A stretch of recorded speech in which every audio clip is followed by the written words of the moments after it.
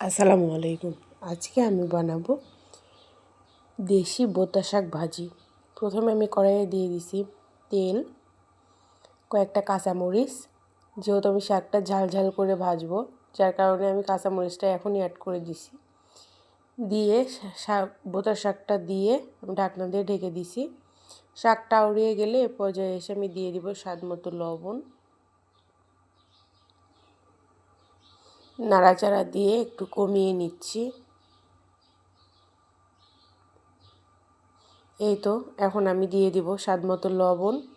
লবণটা দেওয়া হয়ে গেলে শাকের পানিটা আরও বের হয়ে যাবে। পানিটা বের হলে আমি শাকের পানিটা দিয়েই শাকটা খুব ভালোভাবে সেদ্ধ করে নেব। সময় নিয়ে নাড়াচাড়া দিয়ে শাকের পানিটা খুব ভালোভাবে শুকিয়ে নিতে হবে।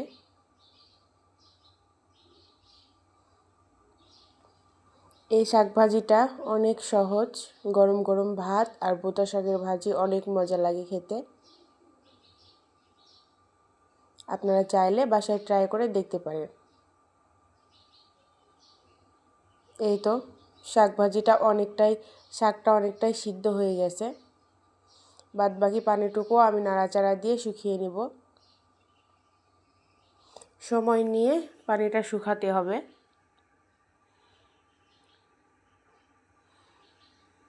এই বোতা শাকটা অনেক পুষ্টিগুণ সম্পন্ন।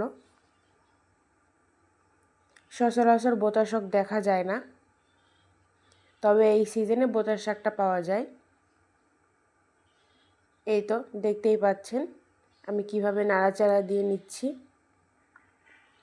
শাকে আরও কিছুটা পানি রয়ে গেছে, ওই বাদবাকি পানিটুকুও আমি খুব ভালোভাবে শুকিয়ে নিব। এভাবে চেপে চেপে নিলে শাকের পানিটা খুব ভালোভাবে বের হয়ে যায়।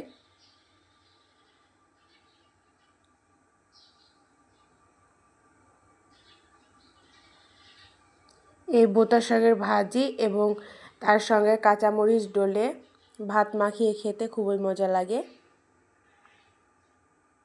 এই তো আমার শাকের পানিটা শুকিয়ে গেছে, আমি শাকটা উঠিয়ে নিব। উঠিয়ে নিয়ে শাকটা আমি বাগার দিয়ে নিব। এই তো শাকগুলো আমি উঠিয়ে নিচ্ছি। এ পর্যায়ে এসে আমি দিয়ে দিলাম কয়েক কোয়া রসুন, পেঁয়াজ কুচি, শুকনা মরিচ। এখানে আপনারা চাইলে কাঁচা মরিচও দিতে পারেন। আমি শুকনা মরিচ অ্যাড করছি, তার কারণ হচ্ছে শুকনা মরিচের স্মেলটা খুব ভালো আসে। এখানে অ্যাড করে দিলাম সরিষার তেল। দিয়ে আমি রসুন, মরিচ, পেঁয়াজ খুব ভালোভাবে তেলের সঙ্গে ভেজে নিলাম। ভাজা হয়ে গেলে আমি সামান্য একটু হলুদও অ্যাড করে দিছি। এখানে অ্যাড করে দিলাম সে আগে থেকে সেদ্ধ করে নেওয়া শাক। এখন আমি পেঁয়াজের সঙ্গে খুব ভালোভাবে শাকটা ভাজা ভাজা করে নেব। আর শাকটা ভাজা ভাজা হয়ে গেলেই শাক ভাজি রেডি হয়ে যাবে।